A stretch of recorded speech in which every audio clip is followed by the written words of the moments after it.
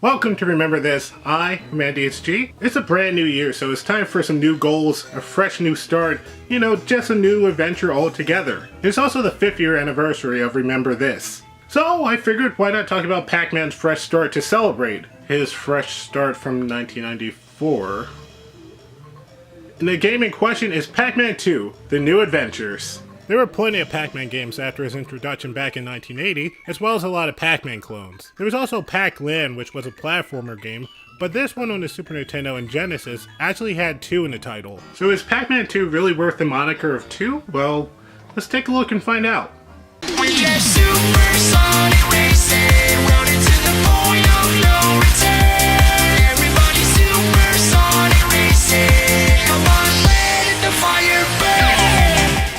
Pac-Man 2 begins with a tutorial on how everything works. It is one of the first games I remember having an in-game tutorial. It's actually beneficial to have this, considering this game is set up to a typical point and click, where you use a slingshot and the environment around Pac-Man to get his attention, which gives the Japanese title Hello Pac-Man more meaning. Unfortunately, since you don't control Pac-Man directly, you need to keep him happy since his emotions affect how he listens to your orders. To keep him happy, usually you can feed him apples, or just give him food in general, or you can prevent him from dying. Oh, who am I kidding? That will happen a lot.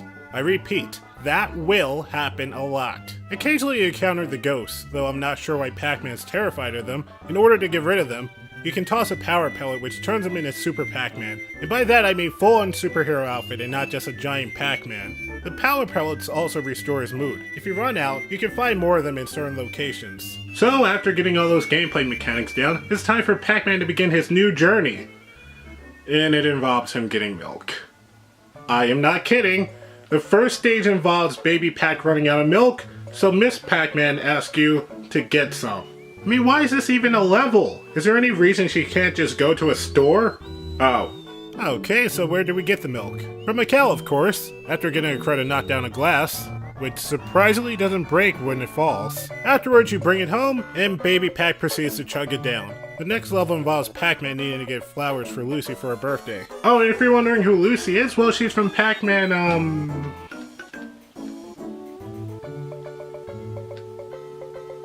Anyway, you have to go to the mountains by taking a ropeway to the station. Then you have to find a hang glider to sail to the other side. Just like the box art! And honestly, the gliding might be my favorite part of this game. It's the closest you feel in control of Pac-Man, as you directly dictate whether he should go higher or lower. Meanwhile, the ghosts are chasing Pac-Man using boulders and these things. The gliding memorization can be a bit irritating, but I don't mind it too much due to the fact that there's no game overs or anything like that. Now if this game booted me to the start screen after failing, I'd be singing a different story. And at least it's not the minecart ride.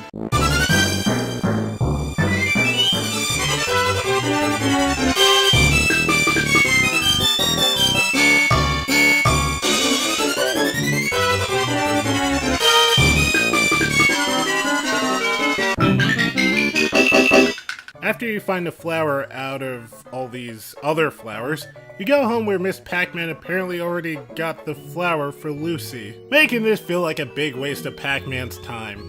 On to the 3rd level, where the ghost stole Pac Jr.'s guitar for some reason. This is probably the most tedious level of the game. You go to a city where Pac-Man seems to be emotional the most. You have to bring out a guard that's really the ghost holding the stolen guitar. The only problem is you have to trigger it by going into a sewer, then through a secret lab. Totally will be important later. You have to leave the lab, go to the right, and the guard should appear. But it only seems to be happening when it wants to. Plus, Pac-Man keeps getting angry at this broken vending machine. I get it! You're mad! Eventually the guard does come out, but you have to keep hitting him in the face, and he transforms into the ghost after who knows how many hits, get the guitar, and Junior plays you a tune. On the 4th level, the Ghost Witch of Nectar threatens Pac-Man on live TV. Oh, I forgot to mention, in between the levels, there's a cutscene of the ghosts going back to their lair, with the witch punishing them for their failures. Which is weird why she does it for the 1st level, considering you don't even encounter them. And if you're wondering who is the Ghost Witch, that's pretty much as much as you'll get to know about her. Her plot involves a ghost stealing gum from children, especially pre-chew gum, in order to create a gum monster to chomp Pac-Man. First off,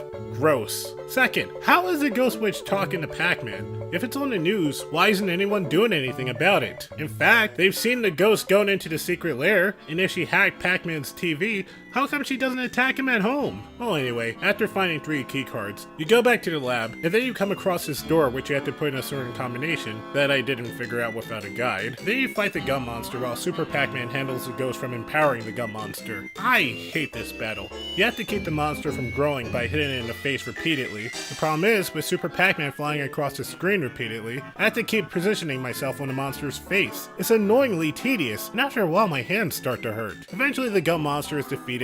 The witch threatens revenge on Pac-Man for chewing up the gum monster, though he didn't chew the gum monster at all. Pac-Man is declared a hero while the kids wonder where their gum is.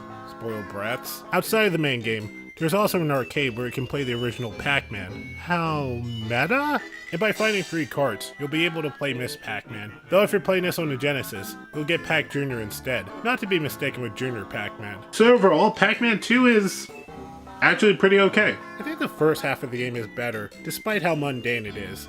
I mean, milk? Really? I'm surprised we didn't get a level where he does his taxes.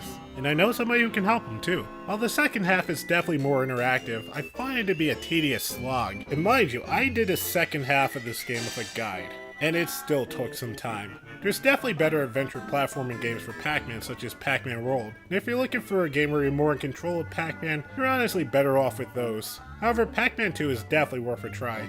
It is rather inexpensive to find out in the wild for both the Super Nintendo and the Genesis. For importers, it's easy to find Hello Pac-Man on the Super Famicom as well. Surprisingly, it was never released on the Sega Mega Drive, but it is available for the Wii U Virtual Console for $8. And that marks the 5th anniversary of Remember This.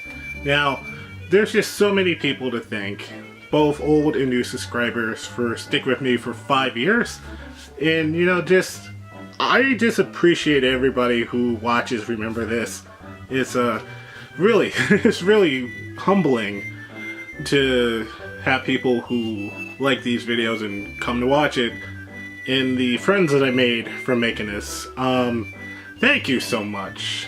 Just with no hesitation, just thank you all for sticking with me. In the meantime, hope to see you soon, and take care.